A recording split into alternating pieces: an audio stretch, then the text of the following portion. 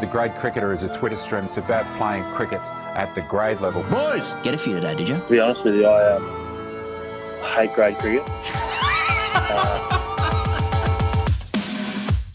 I went into to play for a team called, the name escaped me. Obviously, sharing's always a big issue for young kids coming into a senior cricket team. It was like a win league.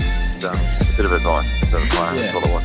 I refer to the great cricketer here and I'll say, this'll do a little bit early. Fuck! How do we lose? We lost to the Gabba! Why is this happening to me? Don't we always win? What? What is this feeling? It feels familiar. La familiar. My name's Ian Higgins. I'm joined by Sam Perry. 3 minutes ago, Australia lost for the first time with the Gabba since... has it happened? 1988? 88. 88. The bicentenary year, Famously so. if that's how you consider the nation state of Australia. My goodness me. Now, I felt a whole wave of emotions as the country, and I will be speaking for the country on this occasion. I was just on the roller coaster, man. Like, it was just, India are fucking good. That's fine. Oh, you have to say that. That's fine. India. We Get played, rawer, though. We played India C. Let's go top line here, Yeah. and then we'll dig some onion layers here. Yeah, okay. That's fine. They're allowed to play well, but not on our fucking patch. Not on our fucking Gabatoir. All right? Yeah. Australia, fucking dog shit. It's the worst team I've ever seen. This bowling lineup is the worst I've seen in a generation. Keep going. It's the worst I've seen in a generation. What's wrong with the fucking sticks? Yeah. You know, having a stick? Can anyone bowl but fucking Pat Cummins? Yeah. Best bowling quartet in the world, or that we've ever produced. Yep. Can Cummins do it, please? Cummins getting hammered by a pant. Probably just saying, any danger of anyone else having a bowl? Yeah, can I have a blow here? Anyone want to roll? Yeah. 4 for 30 off 25. Anyone else fucking pulling some weight? You know, before the series started, it was postulated on the Grade Cricketer and elsewhere. Yeah. You know, geez, it could be a really good series. It could be a close series, a rare close series in Fuck Australia. that. And as it I want to fucking win. has it developed so, it was, not this close. Yeah. Oh, whoa, Hang on. whoa. What's going on? And you could just see the Australian body politic as the series went on, scratching their collective heads to understand why. Why are we subpar? Why isn't that 100 being turned into 150? Yeah, daddy. Why can't anyone else score runs? Where's our middle order bats? Hang on, they're the best bowling quartet, but India's scoring runs, these young guys coming. And just as the series developed and then came to its absolute crescendo, its climax just now, I think we were all going, India are good. This is the Asian century. The dying embers of Australian dominance are upon us. The Anglosphere of Australian cricketing dominance is over. 19th century, Pax Britannica. 20th century, American dominance. 21st century, India. We will never beat these guys for three centuries That's it. We're done. consecutively. Yeah. Takua came in and debuted at the Gabba, bowled better than any Shield bowler would have ever bowled. What in about one fucking game. Washington Sundar? He's Sundar. coming in at 7, and then was like, he's a bowler. No, he fucking batted under 19s when he was 16 as a stick, batted 4. And he's a better stick than 8 of our sticks. He'd bat 5 for us. He would. Straight away. He'd slot right in. Yeah. Hey, mate, can you make your debut? Washington Sundar, please? Yeah, no worries. I'll make 100 runs, 100 very important runs in the game and take 4 wickets. What about Takua? You want to play? Yes, I'll make 70 odd and take 7 wickets. And be the best bowler apart from Cummins on the Gabba. My favourite thing about this is, Pez, we'll never see these guys again because there's 8 guys ahead of them who, when they're fit, they'll play because they're better. This isn't just a loss of a series. This is the Asian century. It is. It's the commencement of the Asian century. China's coming in. No, but the symbolism of the Gabba hoodoo being destroyed. I mean, the Gabba isn't just a record of wins and losses for Australia. There's no losses. The Gabba is turning it on, as I did on day one after spending the morning at the zoo with my family. Yeah. And feeling safe with the hue of the light. Oh, it's November. I turn. There's that hue. I feel safe. There's the teal and arbitrary splashes of yellow, of canary, and it's a of full maroon. house. Is it It's a full house? Oh, no, it's just but coloured it's seats. Queensland. There's the Forex sponsorship. I know what that means. That means happiness in the crowd, but a bit of hostility underneath. And every time Australia got the advantage, these 19-year-old IPL kids came in and said, we don't give a fuck. These kids came in and said, we don't give a fuck about the Gabba. We are not chastened. We're not hastened. We're not afraid of the Gabba. And now Australian cricketing dominance is over and we welcome the Asian century and our overlords. We will compete now for the best of the rest. Now, you said before about climaxing, and of course we'll have many English listeners tuning in, perhaps for the first time, or perhaps maybe since Headingley. They'll be tuning in, and they'll be climaxing, as has been exhibited on Twitter this afternoon. Oh, yeah.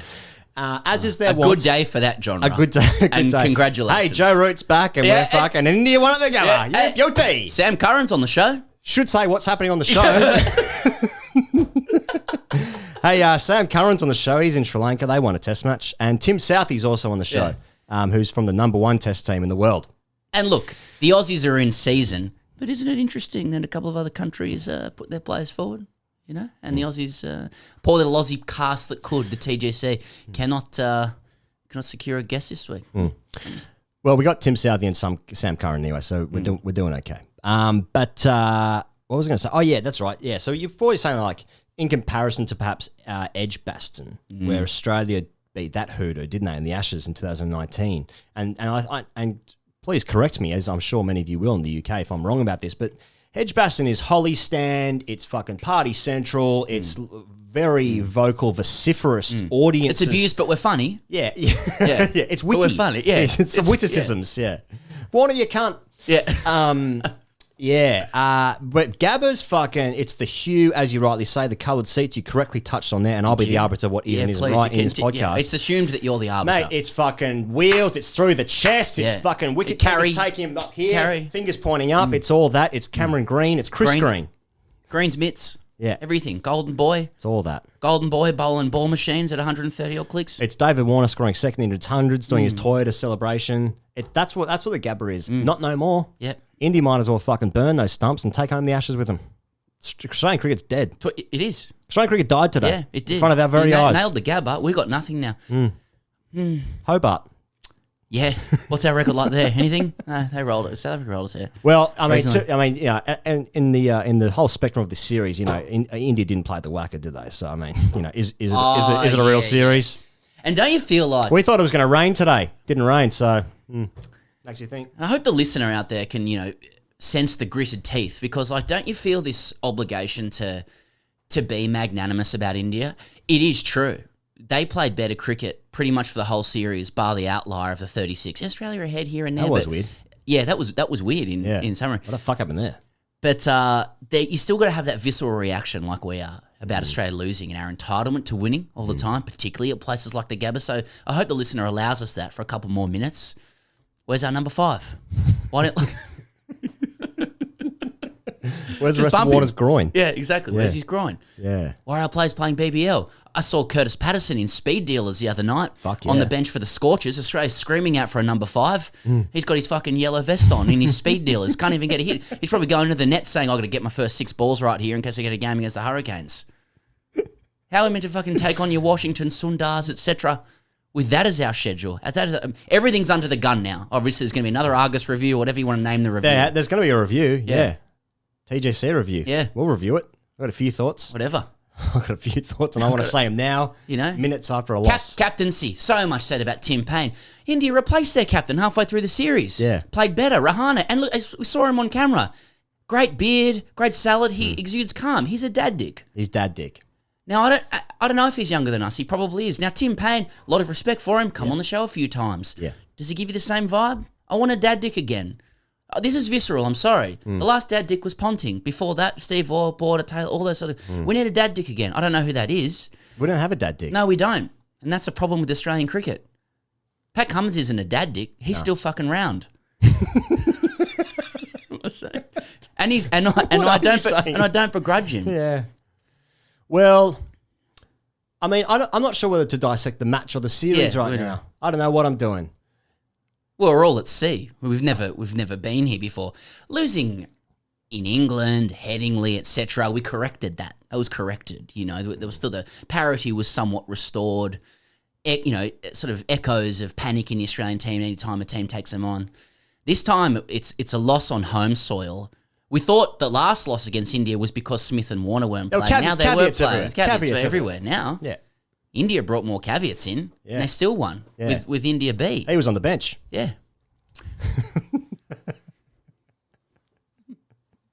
Do you reckon like the Australian bowlers just never... not to give them an excuse, just never got a rest. Like they bowled 120 overs at the SCG last week. They bowled 110 overs in the first innings. They bowled 100-ish overs today. That's they bowled about 300 overs in the space of about 7-8 days. I think I'm right in saying that. Maybe a little bit longer than that, 10 days maybe. I think India's bowlers were fortuitous to get injured, No, that's what I'm saying. I'm just saying, like, sometimes, like, towards the end, especially Cummins, must have been like, okay, those who just bowled Matt, that was fucking hard work. Pujara, geez, he loves a stick, this bloke.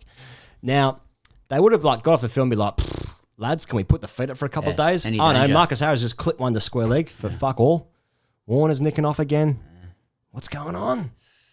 Matthew Wade's fucking getting strangled down the side. He's pulling pull shots to mid-off. Well, do you want a dissection of that? Do you want visceral or do you want dissection? The actual answer is just we were just outplayed. But I don't want that answer. I want scapegoats. Yeah. I want scapegoats. I want caveats. I want to feel like this isn't my fault.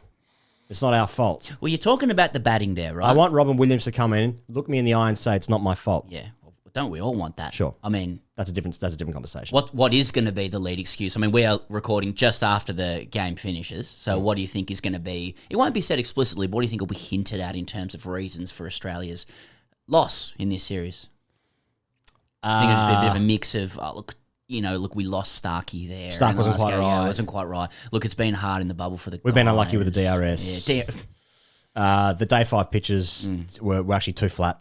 It was a bit sketchy that Pant batted in the second innings at the SCG after taking a couple of days off, keeping for Sahar. Yeah. There's just a few things that went against us. Yeah, we only won 3 tosses out of 4. So we're unlucky there, I guess. A couple of drop catches. They won 4, didn't they? No, India batted first, didn't they, in Adelaide? No, Australia definitely won the first 3 heading into this. Oh, then they won all 4 then. Yeah, they've won all 4, yeah. They probably won't offer a big excuse. I think they're smart enough to, I think Langer and Payne will be smart enough to graciously graciously concede that India have outplayed them and won, played the better cricket, ultimately, and they weren't good enough. Well, that makes you feel hollow and empty. I know, yeah, I need excuses. Yeah. You know, if I get out, I either claim it myself, I never give it to the opposition, or it's the umpire's fault. Yeah, maybe there was no chat out there. Didn't get the chat right. I think what burns a little bit is that like this Australian. Yeah, Joe Burns. Yeah, that was it. There it is. Who scored more runs this series, Burns or Warner?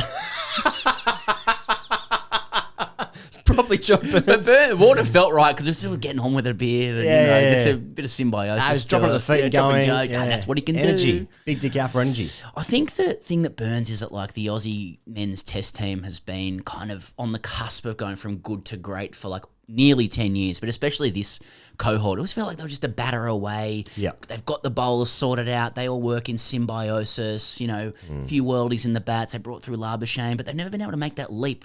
Just listen to the like ex-commentators exasperated at the Gabba when like Labuschagne gets out for 108, I think it was. And they're like, oh, but he left the runs out there at T. And I think there's just always been that sense that like they don't have the ability to put the foot on the throat and really win the game, like go and kill the game, take it away. Of course, that was from India playing really well.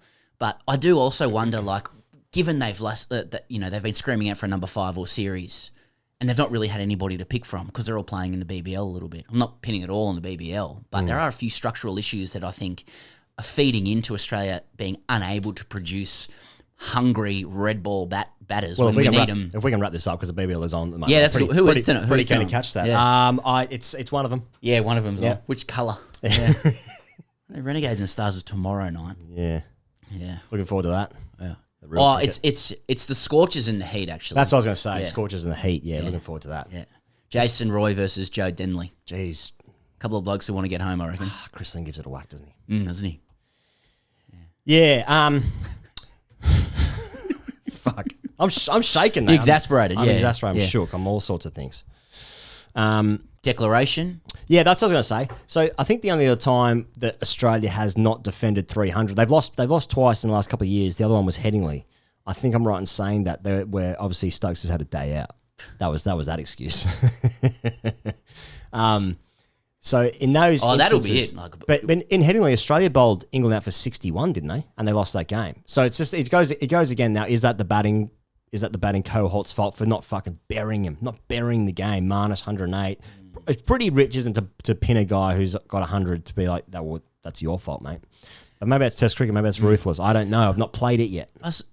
That's right. Yet is the operative word. Yes, it is.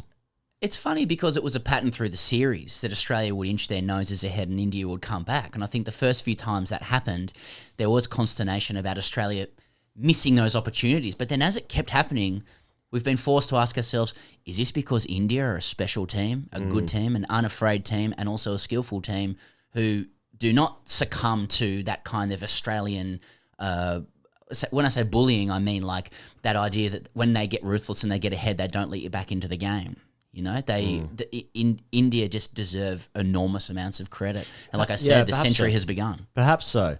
I keep putting this in the context because obviously now England are obviously in Sri Lanka at the moment, and then they go to India and they play tests there. Then India go to England, and we all know that England are going to now beat India, as New Zealand have just smashed India. I think they go there after the World Test Championship. I think there's just one set between India and England in India, let's say. So, and then the second half of the UK summer is India. I think that's right. Okay, Yeah, right.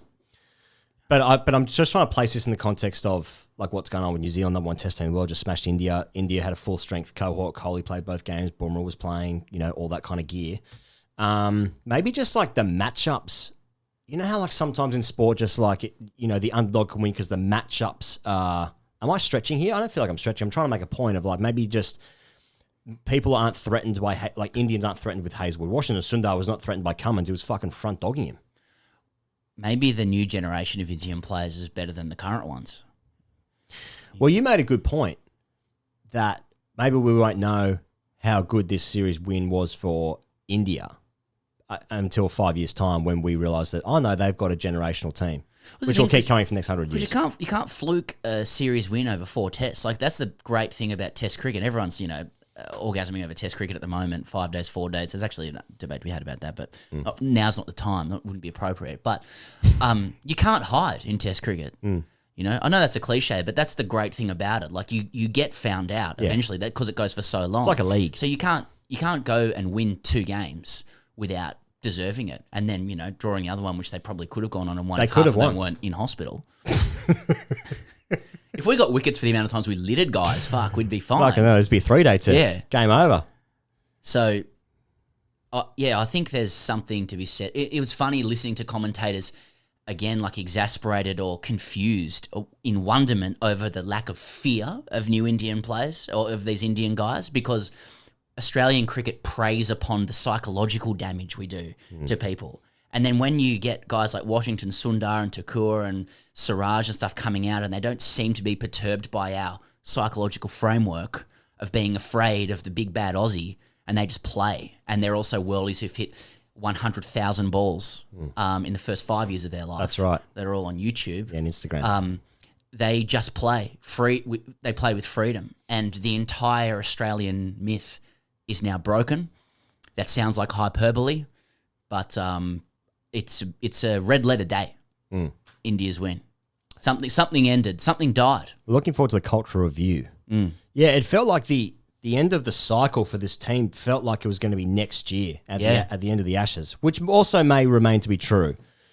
You don't want to go too far at the moment. But now it's like that's 8 months away, 9 months away, 10 months away.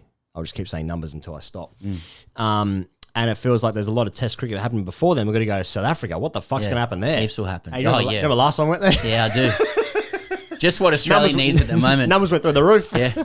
A couple of tired guys who've been in bubbles, getting really irritable, going over to play in South Africa. Good news, crowds are back in South Africa all of a sudden. Quick wickets and a couple of South African guys who can bowl pace. Yeah. It's a good recipe. Yeah, I got this fucking new guy by 160. Mate, when I saw David Warner pulling at his groin, just going, shit, don't blame him. He's had a look at the schedule. Yeah, exactly. Yeah. Do you think that it's... Do you think it's a cycle thing Australia needs to look at now due to losing to India, or do you think this cohort, this vague sort of cohort that Australia's amassed, would still beat England coming out here in the summer? I know there's a lot. Okay, so like just trying to nail down the weaknesses of the Australian team, right? Yeah.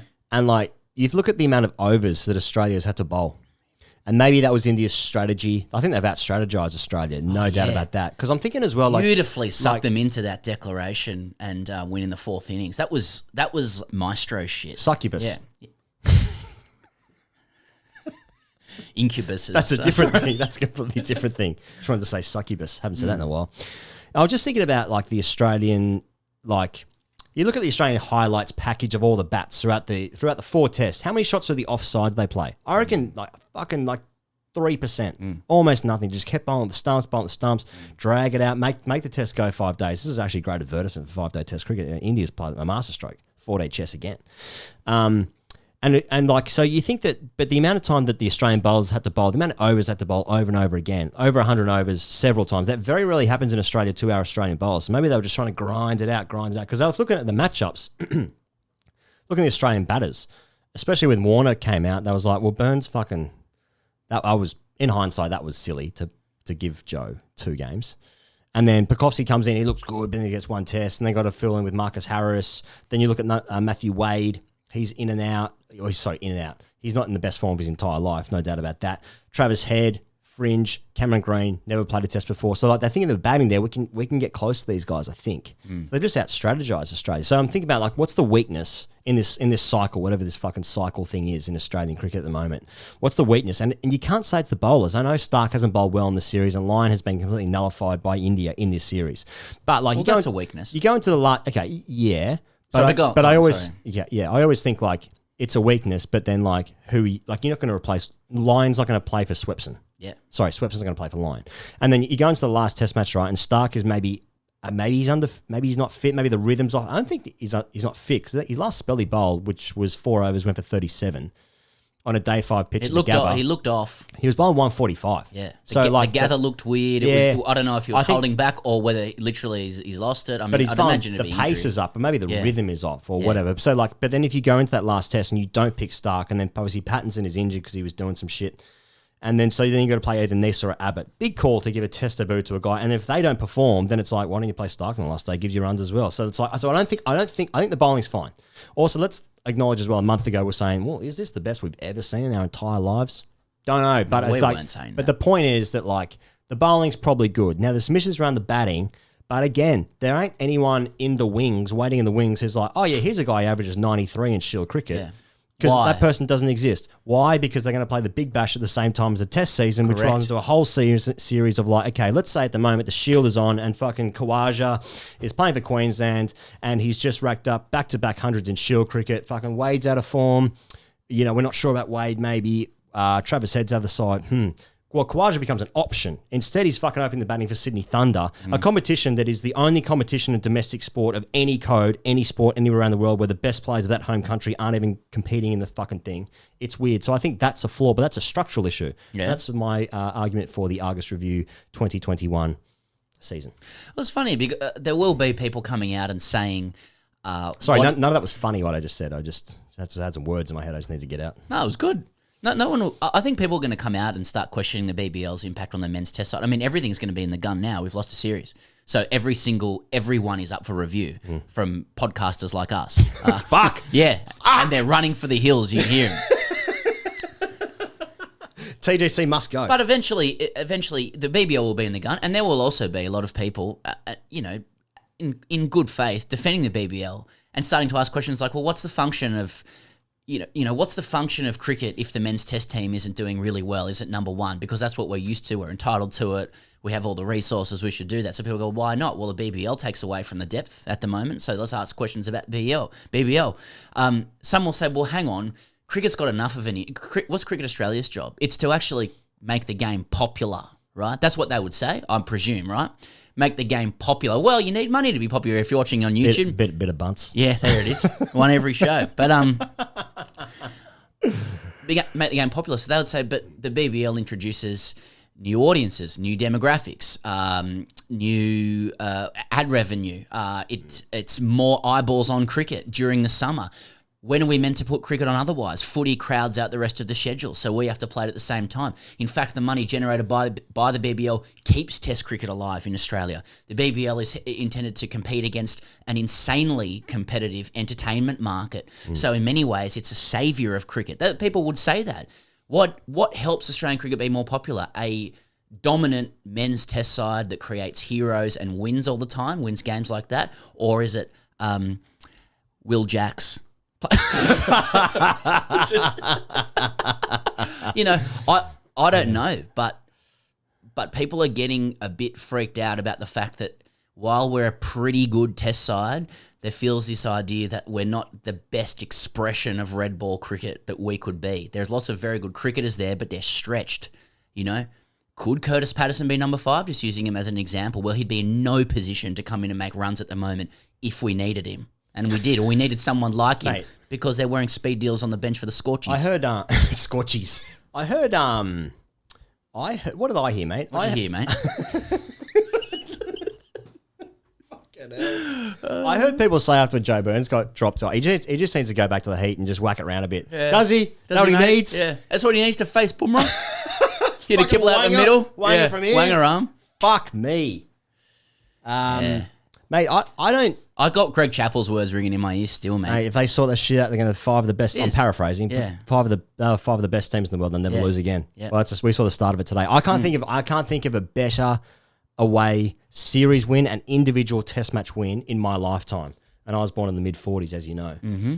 So, I mean, like when England came here in 2011, 12, that was probably the best England team there's ever been. It's in the conversation. It's in the arc of greatest ever team. So that and Australia were in a weird sort of in between phase, weren't they? Where they were playing fucking Xavier Doherty and Michael Beer got a game and just trying to find out their bowlers and that kind of shit.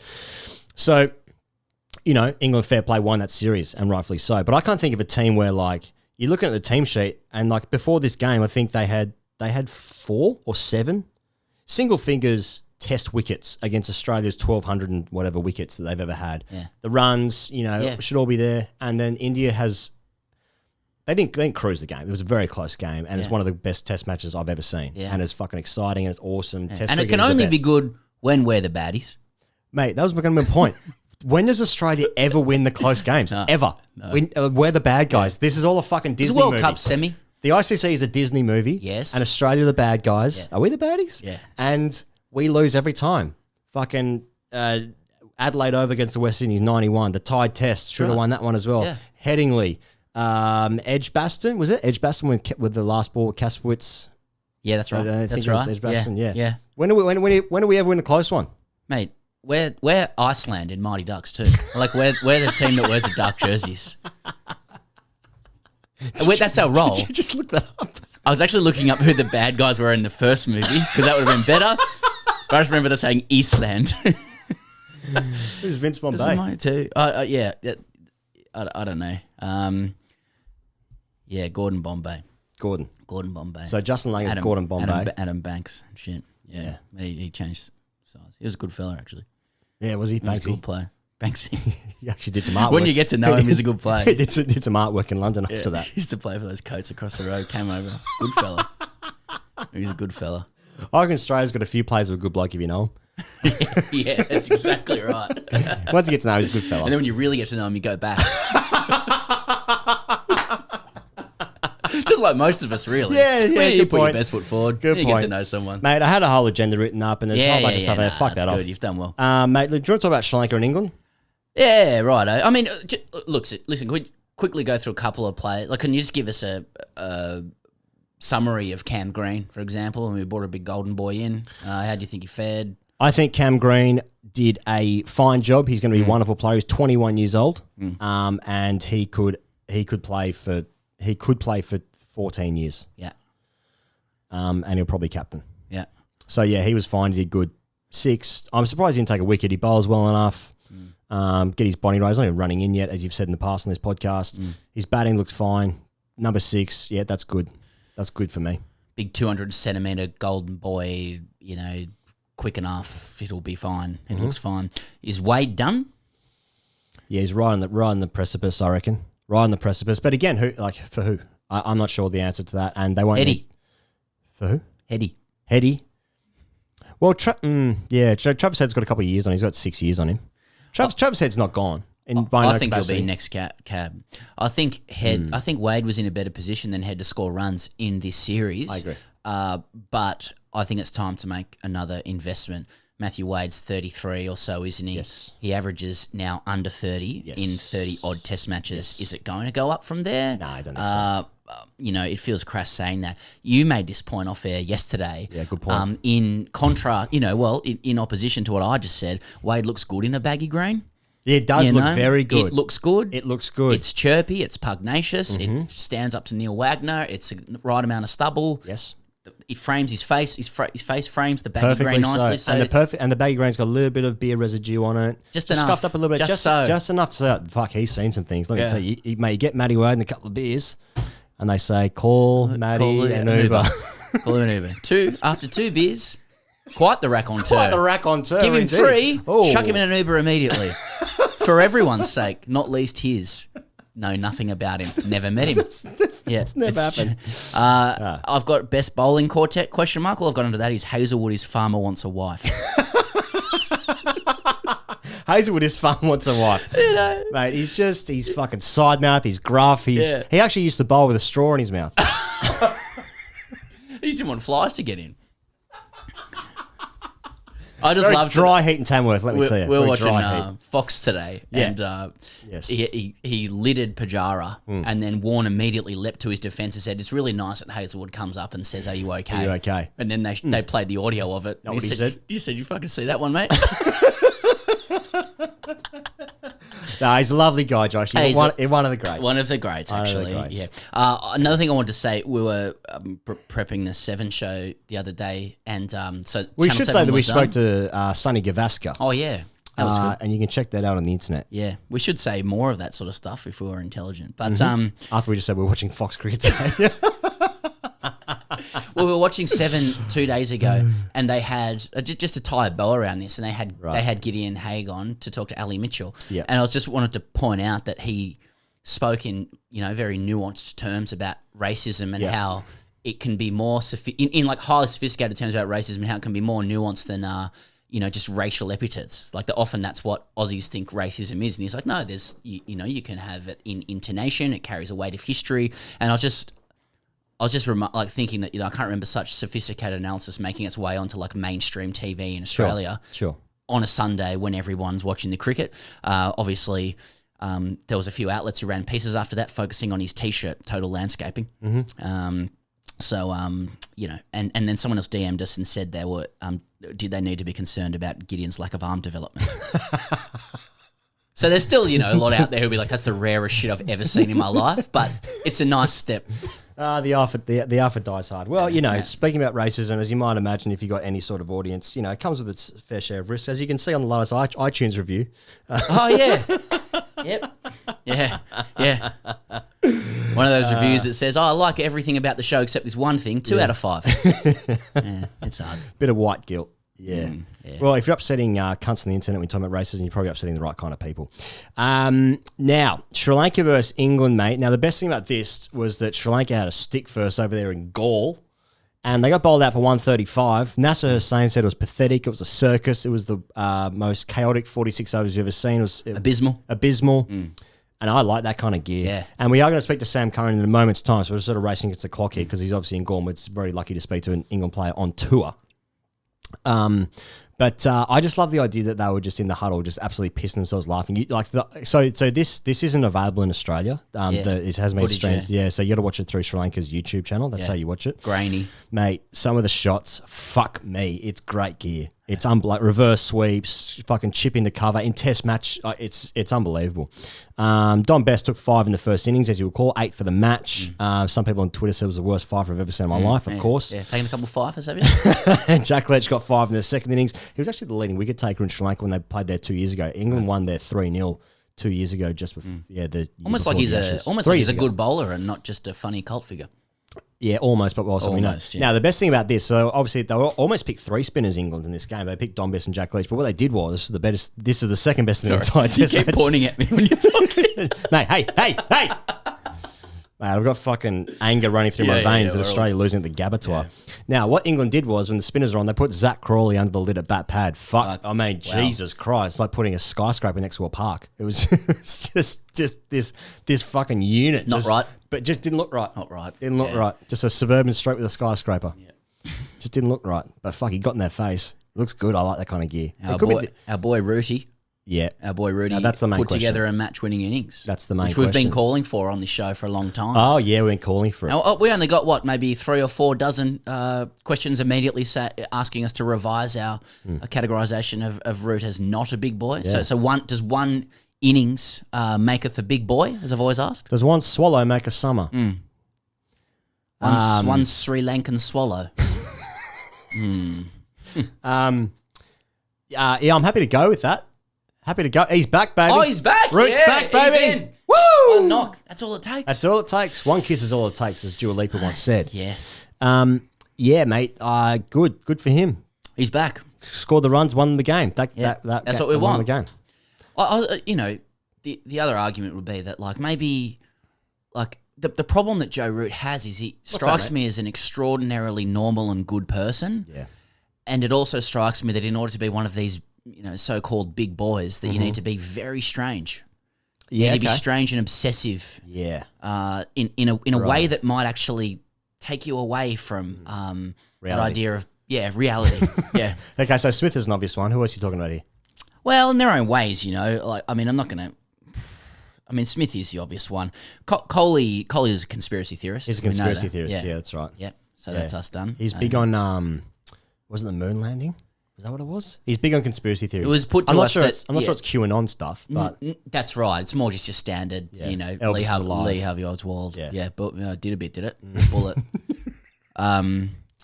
Yeah. So that's that. And Kane Williamson. Well, we're going to talk to Tim Southee. We're going to talk to Tim Southee. There's skeletons there with New There's Zealand. fucking They're not skeletons. letting us know what they are, but they're Tell you covering up. It's Stepford. listen That's to where the I'm- listen yeah. to the straightness of these blokes. Yeah, yeah. Except for With, Nation. with respect, except for Nation, they do open the door a little bit, but fuck, it's only a little bit of light they're letting in there. Jesus. Yeah, so that's how I defend. The big boys are weird. Root seems to have the respect of his teammates. He's a generational player. He's going to average mid-40s. Maybe that's enough for him. I think he averages 49 at the moment. Really? Yeah, I think so. But I mean, his trajectory is slippery slope. Well, not anymore. Maybe this is a year. 228 will help. Australia's there for the taking. But then he got up for one in the in the next inning. He's got run out. So there's this guy there who's in England. You would have seen this, Pez. Now, what's Yeah. his name? His His name. Well, I know his name is DJ Rob name. Lewis. His name's Rob Lewis. What's his DJ name? Randy Caddick. Yeah, okay, of course it is. Yeah. Now he's trapped in Sri Lanka. He's trapped in Sri Lanka. He decided to stay. He's stuck there in Sri Lanka. He went to see them Yeah. 10 months ago when 10 months England ago. wanted to come out. They cancelled it. He said, I'm just going to hang around. Yeah. He could do his work there, I think. And Must be nice. And then he got to watch them. Yeah. Bit of money floating about there for Randy, is there? Oh, yeah. Get cynical about it. Yeah. So I saw that Joe Root then gave him a phone call. So if anyone doesn't know what this is, there's a guy who's like just sitting on the top of the hill at one end at Gaul Stadium, whatever that stadium's called.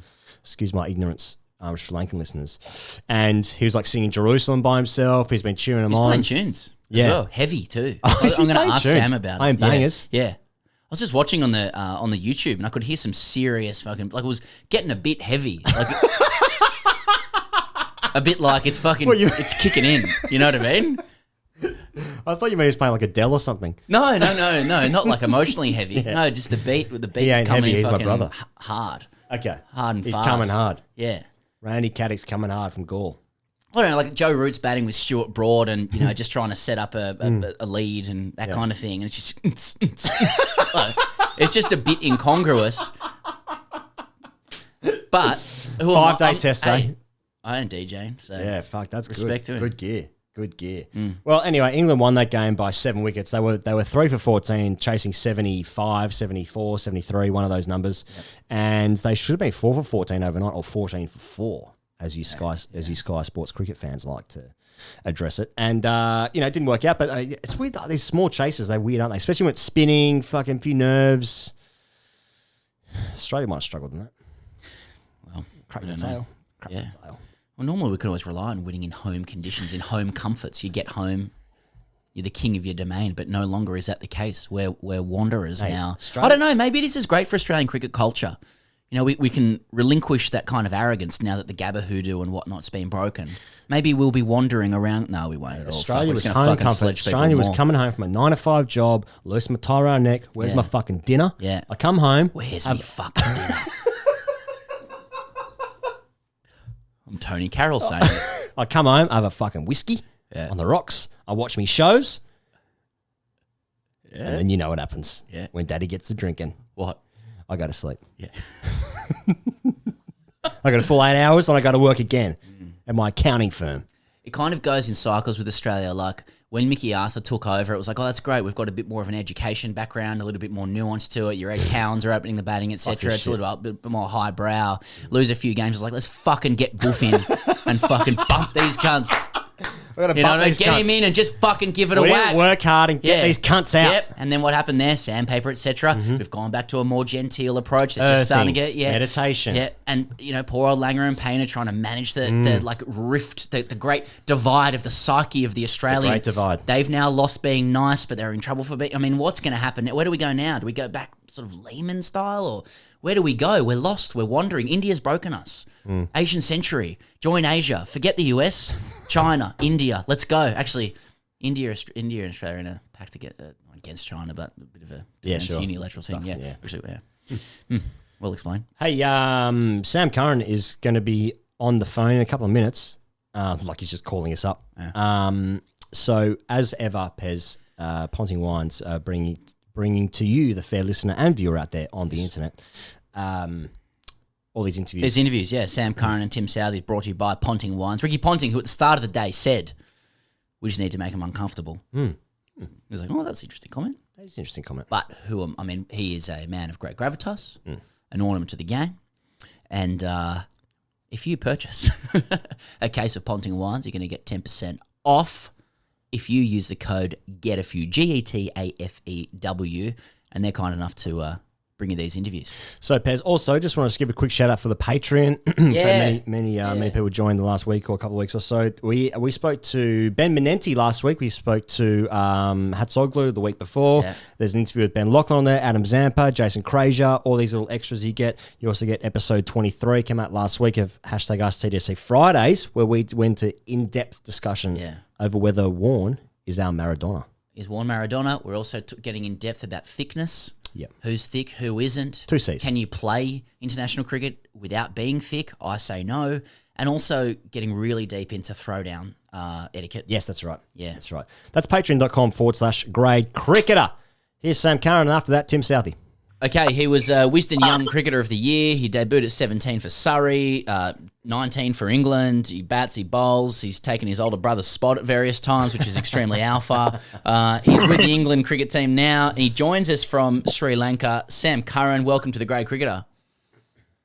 Hey guys, thanks for having me. Good to be here. Nice. Sam, just before we get to the series that you're involved in, obviously it has to be about us. We're recording in the minutes after Australia's defeat to India at the Gabba, which is our safe place, and we're no longer safe. Yes. Just how much laughter and joy is there among your team at Australia capitulating to India in this manner? Yeah, to be fair, we've all been watching it from Sri Lanka, like you said. What an amazing game. I was glued to the TV there for a few hours. Now, fair play to India. They played really well, didn't they? But, yeah. Pity the Aussies have lost their status to the Gabba. Sounds very sincere. The sincerity, yeah. Now, in my mind, Sam, everyone's piled into one room. Call of Duty has just been completely banned. I'm imagining Bearso just clapping everyone. Come on, boys! Come on! Yes, Washington Sunday. Here we go. Is that what it's like? Well, I didn't watch it with anyone, but we all just had some lunch, and there was a lot of good chat going around. But it was a great win, and yeah, India did really well, especially after all their injuries and things like that. Yeah. Fair enough. Well, speaking on the theme of laughing, obviously you've had a fantastic opening win over there in Galle in Sri Lanka, and you guys absolutely cleaned up Sri Lanka in the first innings, 135. I don't know if you've seen the footage, but back in the Sky Sports studio, there was, I think it was Rob Key, I think Wardy was there, my friend Wardy, and NASA was just ripping into the Sri Lankan batting performance. There was obviously reverse sweeps going wrong, spoons to cover. Were you guys just like going into the huddle after every Dom Best wicket and just laughing? To be fair, we came off after that innings, and there was a few burgles, which I reckon you're not going to take for granted. So it was you saw the way Sri Lanka came back in the second innings. We bowled 140 overs, so they batted really well. Yeah, luckily, and then Dan Lawrence and Johnny played really nicely to knock off their little target of 70 yards. There was another strange scenario in the match as well, Sam, where and you would have noted this, where Rooty, my mate Rooty, has played a sweep or reverse, but I can't remember, and he's underreached it into the ground. There was a bit of consternation. The camera, the DRS not out, everyone moves on. Mickey Arthur's losing his mind, saying that he's come off his glove and he's been caught at short leg. And then another umpire saying, no, it's actually hit the ground. Bounced, mate, Can you shed any light on that? Is it the most village exposure of an international kind of person, an international cricket guy, not knowing the rules of the game? To be fair, it actually came up on the TV whilst we were batting. All the boys were in stitches because obviously he thought from the front angle it obviously looked out, but then from side on Rooty obviously hit it into the ground. But I think I saw a bit of bottle throwing and things like that, which was quite funny to watch.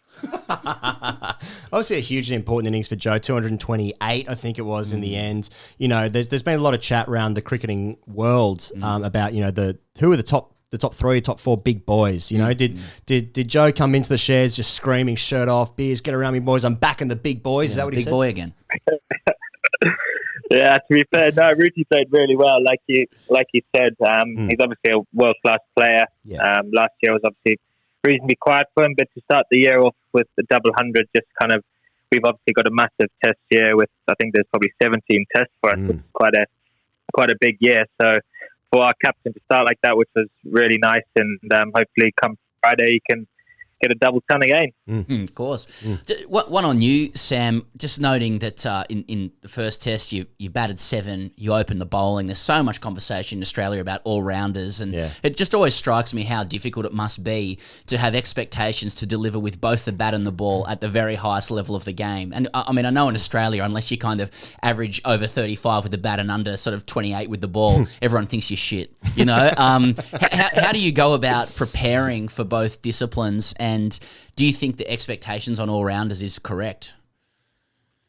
Yeah, well, I think we've actually got King Tallis with us here. Talking of averages, he averaged about 50 odd with the bat, probably 29 with the ball, so he wasn't too bad. But no, I think there is a lot of responsibility on all-rounders, but I think it's a nice responsibility to have because I'm someone who probably goes out there, tries to make an impact with both bat and ball, and when you get a first baller like I did, you got to try to take a few wickets. So that's kind of the nice part. When you fail one aspect of the game, you can always contribute, whereas if you're a batter and you're nicking off early, your game's almost done. So I think it's a nice place to be in, but you could say there's a bit more expectation. But it's always nice to have all-rounders on the side, and obviously Cameron Green's done really well as well for the Aussies.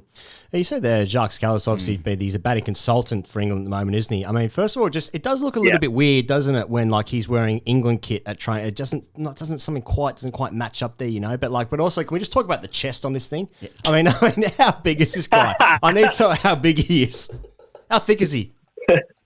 Well, I've got to be careful what I say, don't I? No, he's always been. I think he's just a pretty strong unit. You have to be strong to bowl a lot of overs and score lots of runs like he did. But no, it's very strange even for me. Always chatting to him and stuff. To see him in England kits, obviously, great for us because we're all taking a lot from it. But yeah, he's great to be around, and hopefully it's not the first tour he does with us. Hopefully he can hang around for a while. Sam, there's been a lot of press about Rob Lewis, who spent 10 months in Sri Lanka waiting for the old team Randy Caddick. Well, I was going to say, waiting for the team. The old Randy Caddick. Sounds like a name for my penis. Anyway, sorry, Sam, but he spent 10 months in Sri Lanka waiting for the team to return after the original series was postponed in March. And you said he's DJ Randy Caddick.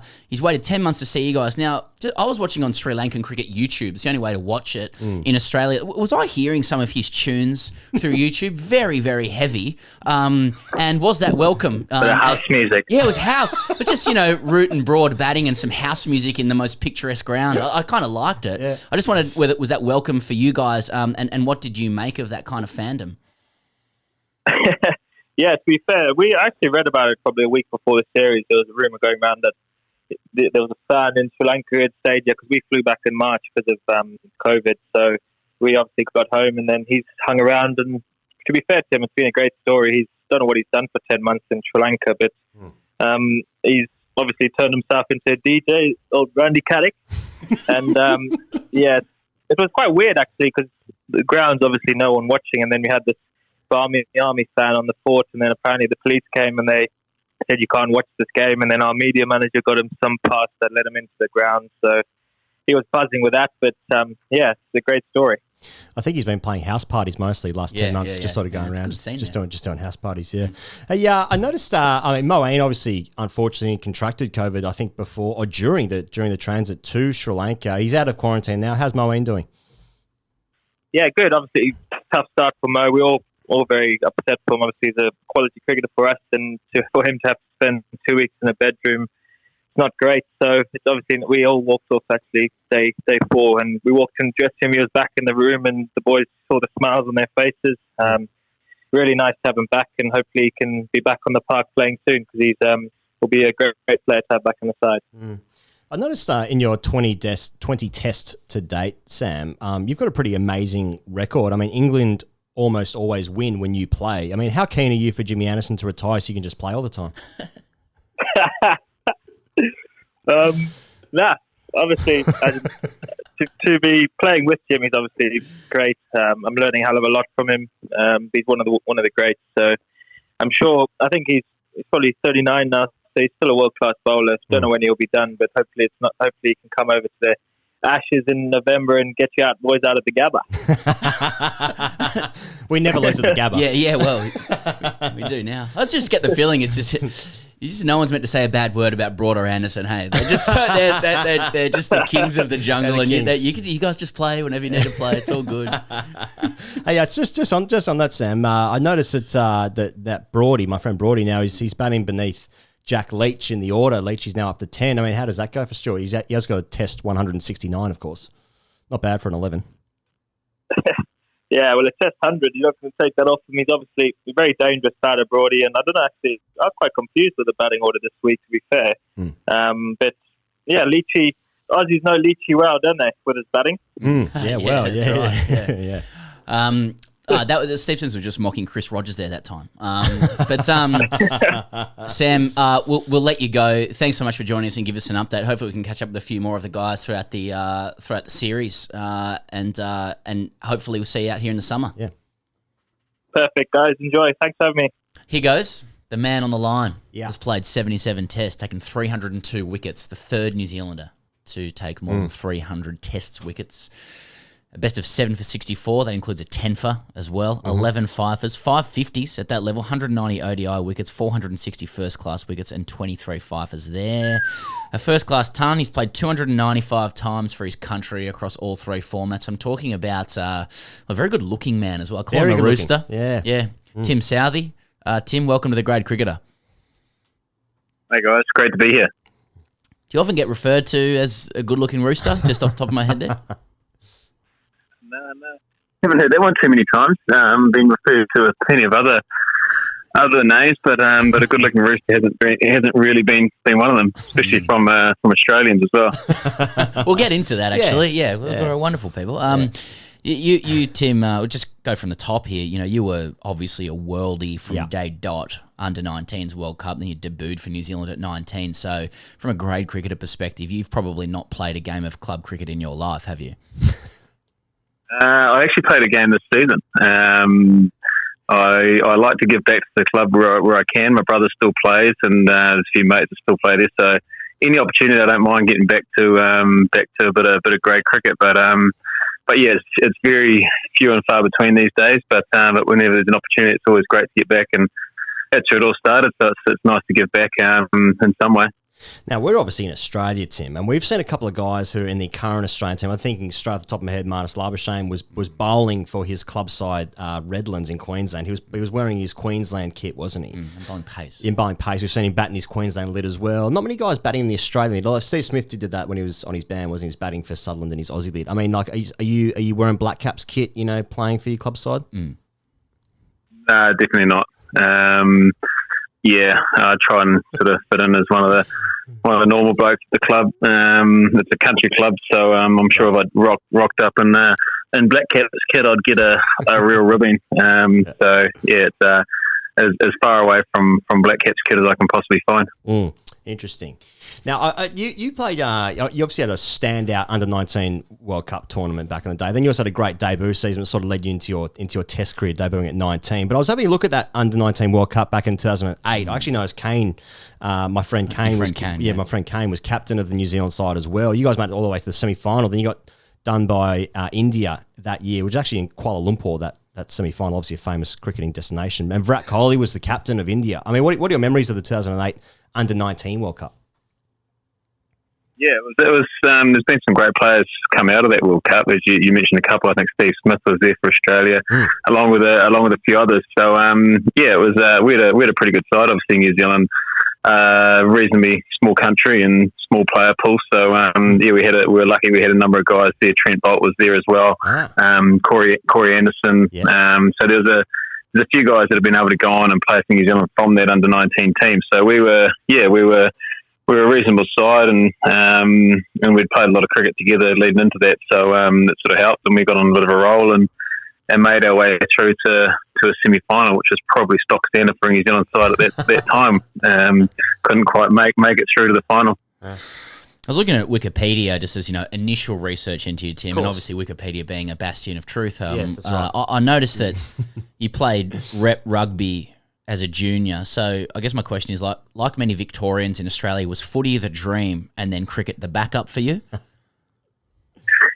A little bit like that. Obviously, rugby in New Zealand is a massive sport, and all the kids growing up want to be an All Black. And if you can't do that, then you try and be a black cap. And if you can't do that, I'm not sure what you end up doing. But I was fortunate enough to sort of make a way in the latter. And I still follow my rugby very closely. And the dream was always to represent New Zealand. I guess I've been pretty lucky to do it for a reasonably long period of time in the cricket side. I think most young sporting kids in New Zealand aspire to be the All Blacks or the Black Caps nowadays.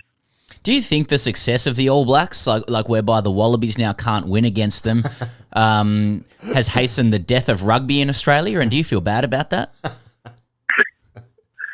I'd be lying if I said I feel bad, but I guess it's always been hard for us as cricketers to be compared to the All Blacks here in New Zealand, where they win a lot. Obviously, they've been a very successful side for a long period of time, and unfortunately for you guys, the Wallabies have been on the receiving end for a while now. But as a kid growing up, I loved watching the Bledisloe Cup, and I still do enjoy it. And we know whenever we play Australia in any sport, it's always a great occasion and something that the whole country enjoys, playing against the big brothers across the Tasman. Well, the great thing is that we don't actually even watch the Wallabies anymore until they're good again. But then we'll start watching the rugby again. Hey Tim, Sam said before, obviously absolute worldie, debuting Test cricket at 19 against England at Napier. Started off pretty well, 5 for 55, then whacked 77 off 40 rocks in the second dig. I mean, that's now 13, 14 years ago now. I mean, do you look back on it now and just be like, yeah, Test cricket was really easy? Yeah, I guess at the time you're young and probably a little bit naive to what it's all about. I played a handful of first-class games, and a year or so before that, you're playing against school cricketers, and at the time it sort of was all a bit of a blur, and because you're probably so young, you don't actually think about it too much. You just go out there and you just sort of play with that freedom and just the freedom of being 19 years old. Whereas sort of the older you get, the more you think about stuff, and the more you sort of tend to overthink things. So I think, it was a great way to, I guess, come in and know that you can perform at that level, and then things probably didn't go according to plan after that, and spend a bit of time in and out of the side, and it's been a bit of a roller coaster ride, but it's been thoroughly enjoyable.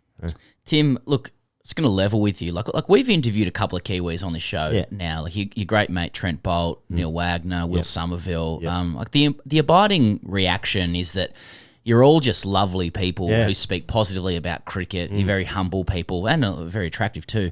Now, look, cricket's a tremendously brutal game. Doesn't matter where you're from. It's a brutal game. It borders on inhumane. It rewards self-interested behaviour. It produces extreme coping mechanisms and conditions people to ruthlessness on and off the field.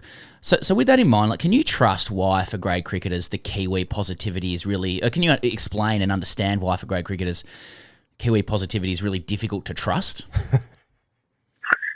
I think it's a hard thing to sort of explain, but we've since I've played for a little bit of time now, we've sort of almost tried to play like the Australians, and we couldn't do that. We tried to play like the English, and we sort of couldn't do that either. And then it wasn't until sort of it was under Brendan McCullum's captaincy where we just played like Kiwis, and we just wanted to play how we wanted people to see us as Kiwis, and it sat comfortable with us. And I think it's sort of just flowing on from there. And I don't think anyone means to be the way we are, but it's just how not just us, but you're just your average Kiwi bloke sort of is. So I think it's probably just something that it's comfortable with us. The Aussies play in their way, which is it obviously gets the best out of them, and they've been a great side for a long period of time. And the Indians play the way the Indians play. So I think it's just something that just sits comfortable with us. It's just trying to be genuine, just good bastards.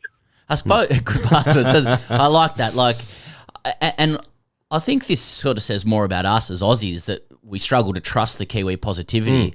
I mean, can you just assure us that, like, cricket being cricket, and you've chosen to play cricket, that, like, the side, although it's attractive, it has curated Instagram profiles, you're so wonderful to listen to and refreshing, really, that you do have skeletons in the closet? Like, you don't have to tell us what they are, but just let us know, like, there are some skeletons and there is some sort of strangeness in the side, because it's all just a bit sort of 10 out of 10, you know? Like, it's a bit Stepford. Yeah. Oh, yeah, definitely. There's a whole lot there, but yeah, we'll leave those for another day. That's for sure. I just need to be reassured. But we'll leave that for any day. Okay. Now, Tim, I know you're aware of the great cricketer Tone, and thank you for the Instagram likes over the years. But I mean, you obviously be aware of the rig-based selection, and I mean, Kyle Jamieson, how's the rig on it? Yeah. I mean, this thing is unbelievable. Bowls wheels. I mean, that's an exciting prospect for this Test team. Yeah, he's come in and he's the way that he's taken to Test cricket has been phenomenal. He's almost a year into his Test game now, and he's flying. So he's been a great asset to the side. Obviously, been about 9 foot helps, but he's a great kid. He came on that tour to Australia, which we've tried to forget about last year, and you could just see from the start he wanted to learn, wanted to get better. Just sort of sat there and took everything in, and we've seen like each game he's just kept getting better and better. So hopefully he's can stay injury free, and I'm sure we'll see plenty more good things from him over the years. Is there the same fascination with rigs in New Zealand, Tim? Like in Australia, Cameron Green is a wonderful cricketer, very skilled, but most of the conversation is about whether or not he's 200 centimetres and how big his hands are. Is that just a function of Australian mentality, or is it the same for Kyle in New Zealand? Probably more of an Australian thing.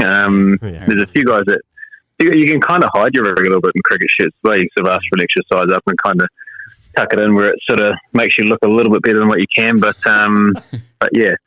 I think I think it's probably more an Australian thing. The weather's a bit warmer, so you probably get your rig out a little bit more over there than what you do here in New Zealand.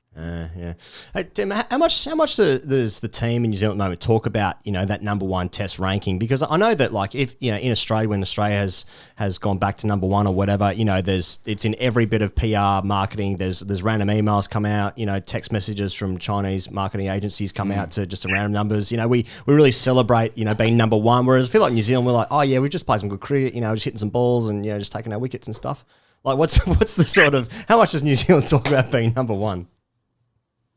I think it's because it's the first time that we've been able to reach that. It's been pretty cool and pretty special. The guys, we enjoyed a few cold ones after the last Test match, celebrating what is a first for us as a country. But yeah, sort of life carries on, doesn't it? It sort of doesn't really consume too much of our time. It's pretty cool to be there, but we know that when we chuck on the whites again, and our rankings don't really matter too much. It's about the job in hand and what you're trying to achieve. So I think it's pretty cool, and it sort of shows you the hard work that's gone in over a number of years, and a lot of players have sort of contributed to that, and we recognise that and we understand that. But yeah, it sort of doesn't really consume too much of our energy or our time.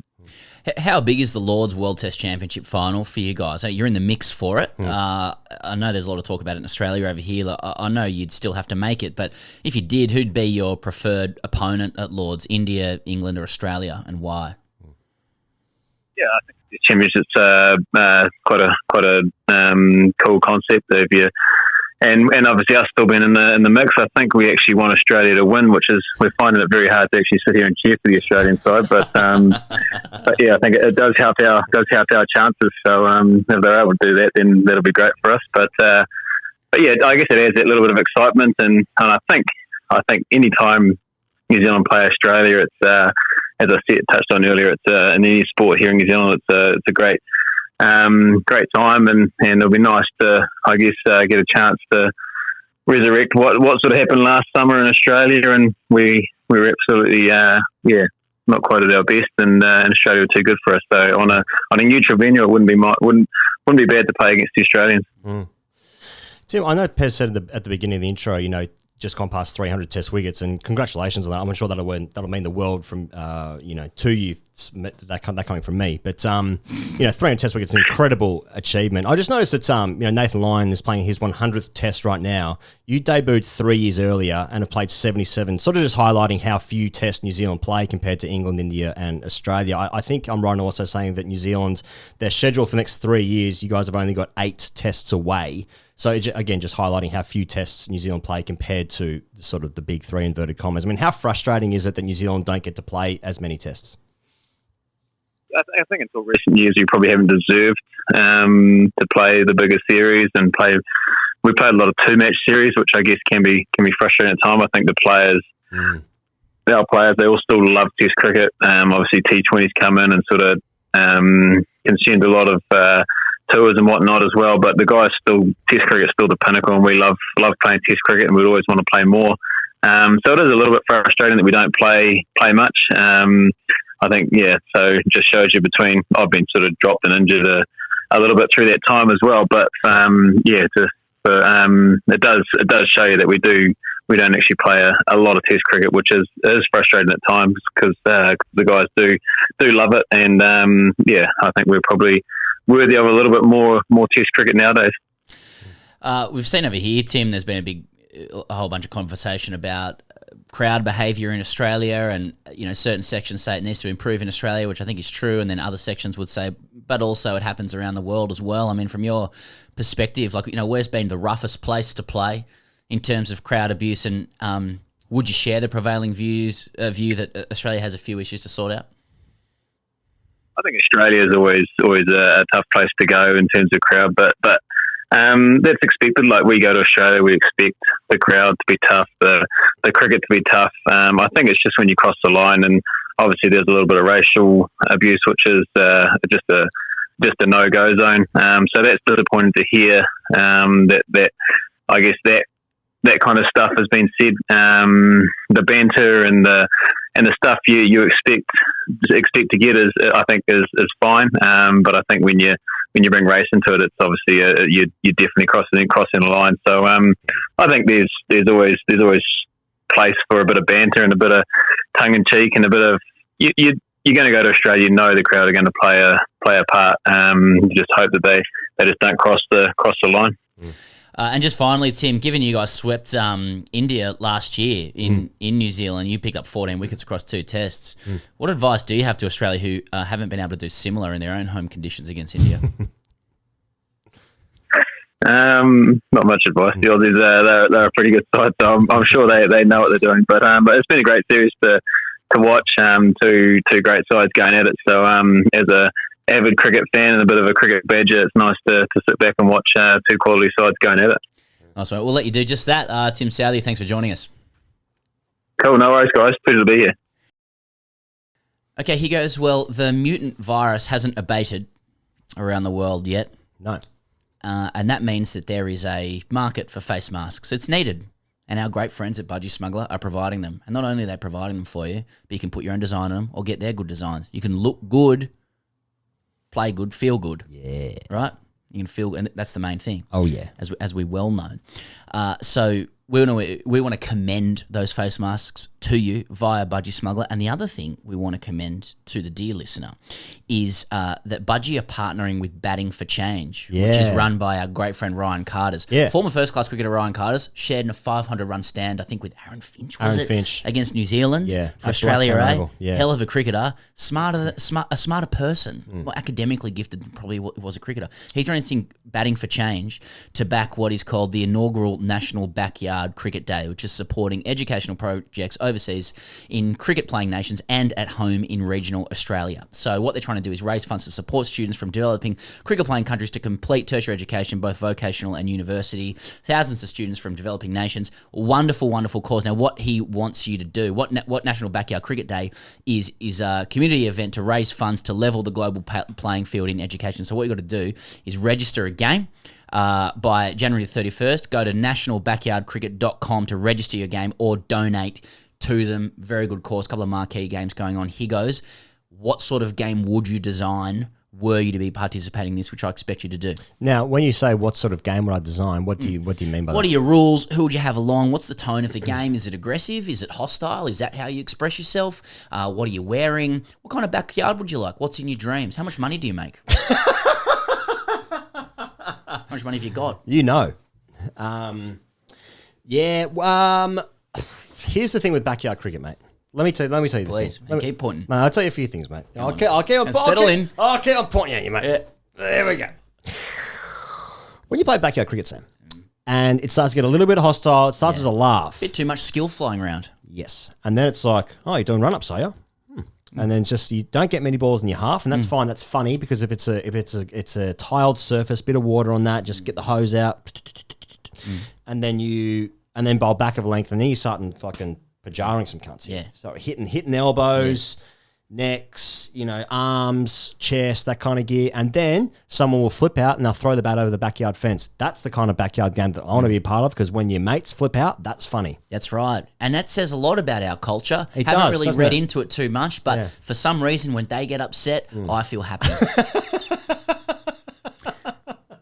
You, listener, can register a game, nationalbackyardcricket.com. Funds raised for that, so you register your game. Funds raised will go to will be split equally between grants for community libraries across Australia and Batting for Change's overseas education sponsorship program. So really, you're literally playing a game of backyard cricket before January 31st. You register it, you put a bit of money towards a very good cause. You enjoy yourself, whether it's through hostility or otherwise, and money helps kids in need for education. There you go. Sounds pretty good. And Budgie's partnering them as well. They're the official swimwear brand. So Budgie Smugglers, of course, budgiesmuggler.com.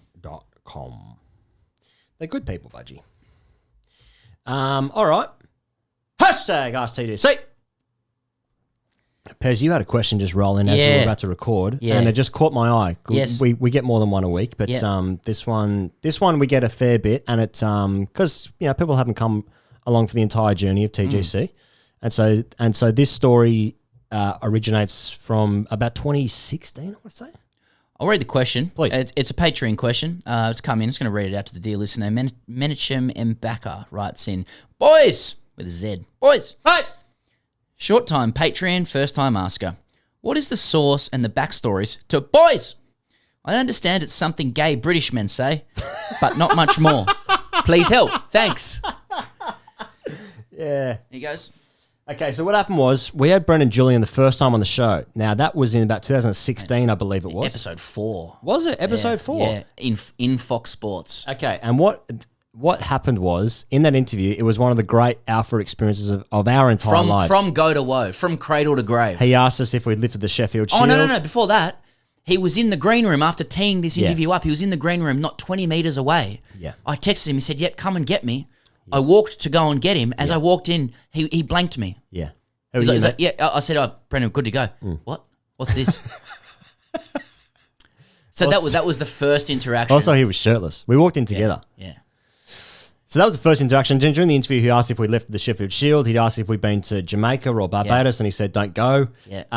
The whole thing was He refused to answer questions about the circuit in the 1995 tour, which was the most disappointing part. His feet were on the table while he gave it. So if you watch it on YouTube, he literally conducted the interview like this. Yeah. Just fucking leaning back, Yeah, the Sheffield Shield. Yeah, the first game I ever played, Dennis Luther was playing first. Just, Yeah. just this kind of gear. Yeah. Alpha as fuck. Just I think he said he goes, I think I made 100 in the Shield final. Have you lifted the Shield? yeah. We should say like it was a great interview. So and it he was, actually played the role. and he is also a very nice guy. I Yes. will say that. Just his I think he's blissfully unaware of how alpha he is. He's in the bubble. He's too good Now, looking. about a week or 2 weeks after that, we were at the SCG performing at a function for some reason. We were performing at something at the SCG, and then he was also there. It was like a charity event thing. And then afterwards, there was also a Shield game on at the time. It was actually, I think Pete Hansen scored 200 that day. It was the great bat off. It was it was after the collapse and a big bat off, and Hansen got runs and got selected. So that's how long ago this was. And everyone from the lunch went into the members bar in the SCG afterwards, and we walked in, and Brendan Julian was talking to like two other people in a circle, and he saw us walk in, and Clocked us. he's like across the other side of the bar, and he just went, "Boys!" Yeah. And it was the single most alpha thing I've ever seen in my entire life, and it was fucking hilarious. Yeah. He wouldn't know our names, still wouldn't. No. Wouldn't reckon. I've seen him many times since then. Yeah, well, he's come on the show since then. In fact, he came on like 6 or so months ago. Yeah. During the England summer, and in the text messages, the year is 2020. He said, "Oh, I'm going to be in at Fox. Do you want to come and drive in and meet me there?" I was like, brother, we haven't been with Fox for like 4 years, man. He's Anyway. he's just so alpha. Yeah, but he's great. He's very generous, and I think he's a very good broadcaster too. So that's where Mate, boys comes from. That's where it comes from. Anyway, hashtag #ICDC. I've got a couple of questions in here, Pez, lad. Now, a few. You made a call. I called out to the fair listener, and I said, if you've got any net bowling stories, please do write in. Now, let's just go with two here, Pez, because I think this is a bit this... conjunctivitis. You've got conjunctivitis. It's a little bit conjunctivitis and syphilis at the same time in the eye. So it's a little bit confusing about how much time this has been going on, and I can't see straight. Liam Booth writes in, however... Hippopotamus and perineum. Perineum. Why do I know that? How are you going? On the latest TDC podcast, you asked for some stories related to net bowling, so here is mine. In the summer of 2013, I was in the final stages of my one-year degree in secondary school teaching at Birmingham University. I was completing my final placement at a nearby secondary school when the opportunity to be an official ICC net bowler for the upcoming Champions Trophy arose. 3 days teaching geography to disengaged teenagers, or 3 days bowling my 70-mile-per-hour in-swing to international cricketers, there was only one option. After calling my mentor early in the morning to inform him that I was very sick and likely not in school for 3 days, I set off to the Edgbaston nets for my first session with the Pakistan team. It was raining, so the session was moved indoors. They turned up 1 hour late. I bowled at the bowlers and was quite surprised at how average they were. I had always assumed that international tailenders would be top 5 in a club batting lineup. They would be. Syed Ajmal in particular. And what does he mean by club? Syed Ajmal in particular was very limited, and I snicked him off a few times. Did you, mate? One other net bowler started bumping him, and Ajmal was genuinely scared. The net bowler got asked to sit this one out, please, on Ajmal's request. Dave Watmore was coach of the Pakistan team, and he had this pretty mad batting drill whereby he'd fling balls at a slab of marble which was placed on the floor about 10 yards away from the batsman. He called me over to ask him to help lift it as it was fucking heavy. I don't know why that's so funny. Dave Watmore, mate, this thing's fucking heavy. It's fucking heavy. As we managed to lift it up, I said to him innocently, "Oh, it's much better when you get it up." He turned this innocent remark into a sexual innuendo, could not stop laughing, and then proceeded to tell everyone in the vicinity, "Hey, this lad just says it's easy when you get it up." Everyone laughed. I felt a part of the team, kind of. Next day, it was South Africa. It was immensely enjoyable, just getting smashed by AB, Faf du Plessis, and Hashim Amla. I was in the seamers net and was fourth bowler alongside Stain, Morkel, and Chris Morris, and was made to feel very welcome and a key component of the bowling unit. I think we complemented each other very well. By the end of it, I was even referring to Alan Donald, South Africa's bowling coach, as AD, as he chucked me a brand new white pill to replace the dog ball I was bowling with. I think it was probably because my 70-mile-per-hour in-swing is more like 65-mile-per-hour no-swing, with a 100 over old ball. The last day was Sri Lanka, and what a great bunch of blokes they are. They seemed a very cohesive unit. Again, a real pleasure to get smashed around by Jay Wardner, Matthews, etc. On this day, my greatest cricketing achievement occurred. I bowled Kumar Sangakkara through the gate. To a lefty, I shaped the ball away. I have an action whereby it is nigh on impossible to bring the ball back into a lefty. I can only assume the ball hit a small pebble, which caused a deviation to bowl Kumar through the gate as he tried to drive me through the offside. For some reason, we had plastic quick cricket style stumps in the nets and my ball obliterated his stumps. Not only did he have to deal with the ignominy of being bowled by me, but he now had to put 2 stumps back into the base. I stood awkwardly halfway down, waiting for my ball to return, but I was looking forward to a well bowled, mate. I got nothing.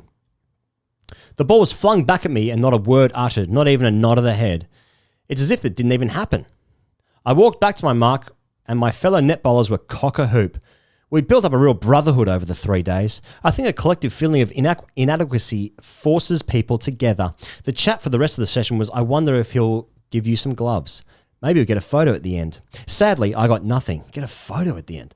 Sadly, I got nothing. He pummeled me for the 5 minutes after the ball. He then exited the net, packed his kit, and left the session. I was gutted, but on reflection, whilst a materialistic reward would have been nice, I've always had the memory and that feeling of James Anderson and that feeling of being James Anderson for 5 seconds. Intrinsic over extrinsic and all that. So, TGC, was I right to pull a sickie off school for 3 days? Was the cacophony of laughter from the Pakistan players, coaches aimed at me, or just with me, get it up incident? And lastly, can bowling Kumar Sangakkara in the nets be considered an achievement? Does it count? Keep up the great work. We've just entered another lockdown here in England, and along with live sport, your podcast is one of the few things to look forward to. Liam. Thanks, Liam. Comprehensive story. Of his achievements. Yes, that's right. Intelligently, wisely, subtly scattered in there, but not too wise to escape this fucking trained eye. Believe me. Listen, Liam. Okay, first thing. Just noted at the top of your story, you're in the final stages of your 1-year degree in secondary school teaching. What's that degree, mate? Fucking degree shaming people. That's pretty bad. I'm just I've got kids. Do teachers only have to go for 1 year? Fucking hell. No, it must be that's fucking done me. a master's. You've done me there with the just absolutely alfring about it. What's that degree, mate? Fuck me. That's a new catchphrase for you on the internet. 1 year. Mate, I don't know. For uni? Anyway. So it's weird. I don't believe I'm it. not degree shaming. Maybe Congratulations. maybe meant to say 1 year left. It doesn't make any sense. I double checked it. You can't go to uni for a year. He made a point. I was in the final stages of my 1 year degree in secondary school teaching. So I'm guessing I must be real relieved to get to the end of that 1 year. Well, Birmingham University, have a fucking look at yourself. This is not me. What's that degree, mate? Yeah. Nah, it's an education degree. Then it's a master's on top of that, I'm sure. I can imagine you reading the book 6 Degrees of Separation. It's another phrase with that word in it. Okay. I don't wear that well.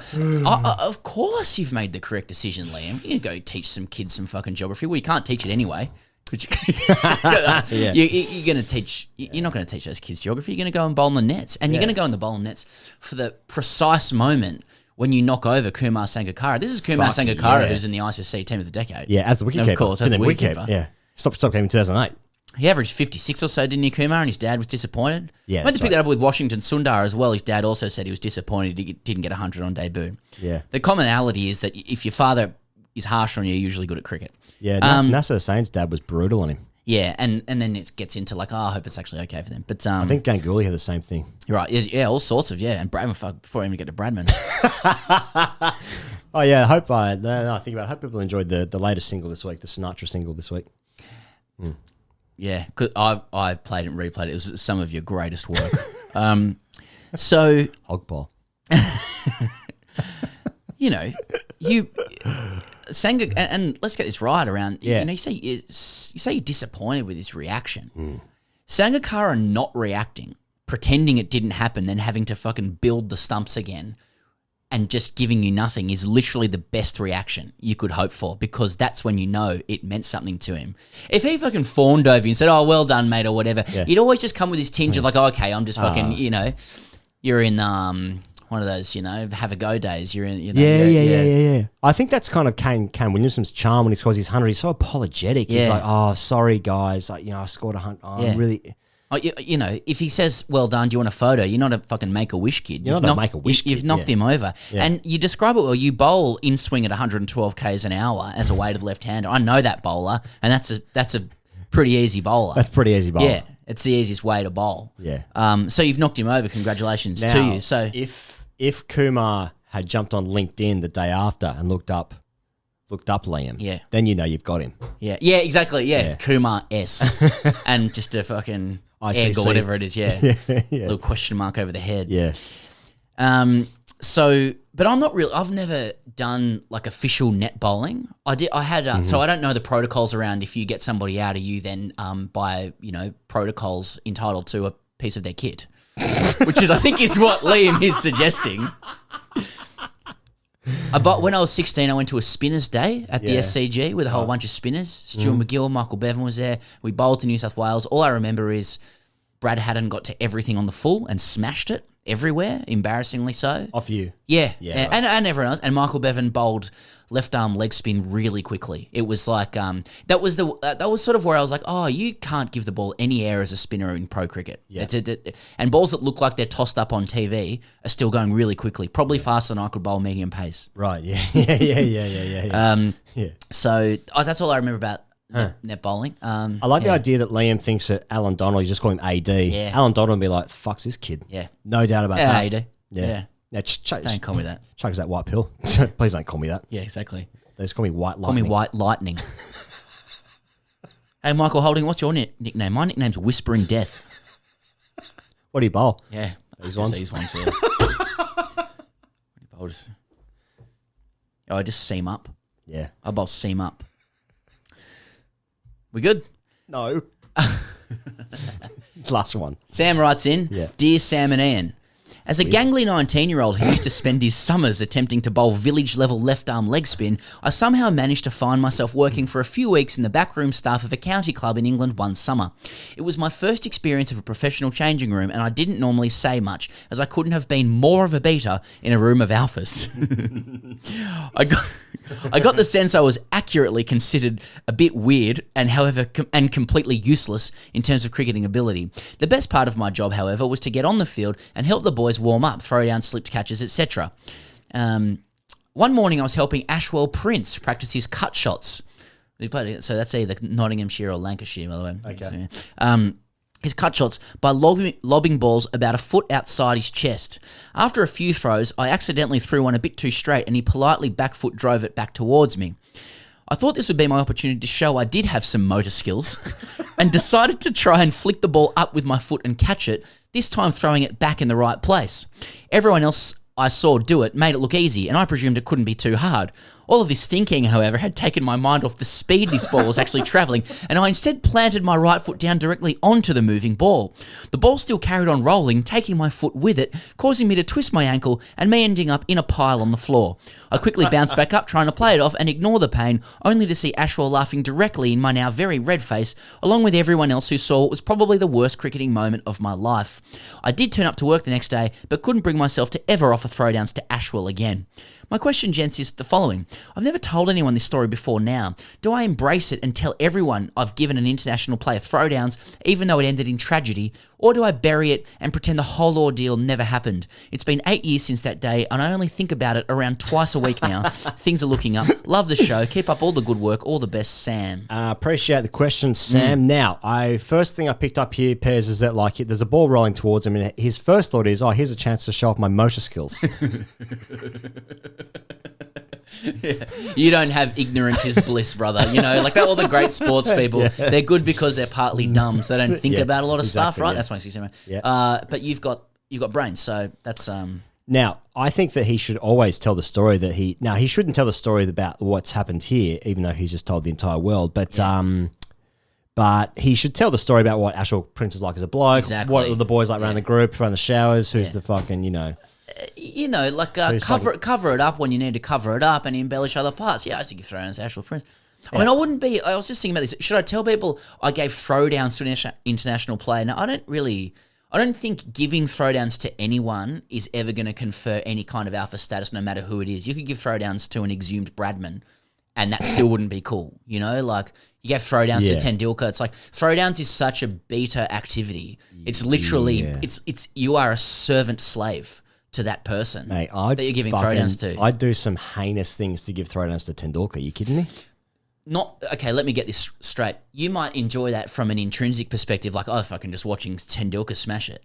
But I'm not sure if it's getting you much fucking cred, like, you know, in and around the joint. Here's what I'd say, though. I used to give throwdowns to Tendulkar. Like, so it's either Nottinghamshire, Lancashire, yeah. Right? So you just How'd say, you like, do it? How'd you do it? Okay, here's what, Get yourself right. Here's what you do. Sit back. Here's what you do, mate. There we go. What you doing here, mate? No, you just say that you used to help out with training. Yes. You used to help out with training. What do you do there? Oh, Throw him a bit of slips. Sorry about Let him hit up. Yeah. Like help him hit up. I think it would be the way to phrase it. Step hitting. Yeah.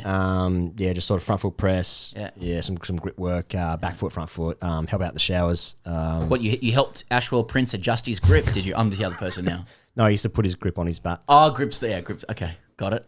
He's put his grip on his back with my tongue. Yeah, like Marnus. Yeah, that's how you do that. I mean, if you pretend it didn't happen, and you obviously want to get this off your chest as well, Sam. I only think about it twice a week now. You've done the right thing to speak about it for the first time. If you pretend it didn't happen, which I think is what you've been doing, like the cover-up is worse than the crime. You know? Like look how far that got Smith and Warner. You know what I mean? The cover-up was worse than the thing. So, and you know, in a roundabout way, you've actually played your role at the club. You know, pros... You know, they need the pyramid. They need the feudal system. Mm-hmm. Pros need you to be beta so they can affirm their alpha status. Now, when they step out into the real world, they're not at all. In fact, many of them are all at sea in terms of operating in the real world. Yes. And you know that, and you keep that to yourself. But when you're in their prism, you play the role of beta because that's part of the sort of intangible value that you bring to the side. Then you go away and you say, yeah, look, I help them at training. Yeah, help out, hit ups, bit of grip work, as Hugo said. You know, some training stuff, whatever. Yeah. That's how you do it. That's how you do it. Hey, if you want to get more of this stuff, patreon.com/Grey Cricket, episode 24 coming out this week. Some more belting questions coming in, let me tell you. Should we say who we're interviewing? It's an exclusive interview as well. I forgot about that. Yeah. Who we got? We are speaking with, he's a media sensation in Adelaide, former first-class cricketer. He's also sub-fielder for Australia and was involved in a very famous, infamous moment. Theo Doropoulos, funny guy, and very much looking forward to it. It's patreon.com/Grey Cricketer. Thank you, everyone who was watching, listening out there on the internet. We are no longer safe. Everything is broken. We are broken. Sam and I are now going to hide under some pillows. What do we got? Just before we finish, I've just been sent a tweet. Here we go. And everyone listening has probably seen this. Ravi Ashwin's tweeted.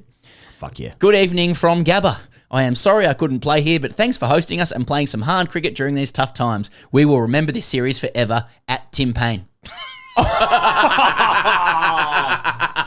Fucking hell, that's a dad dick. At Cricket Oz as well, but that's nice. That's good from Ravi. Hey, to the victors go the spoils, baby. Hey, at least Tim Payne's teammates like him. That's it. See you guys next week.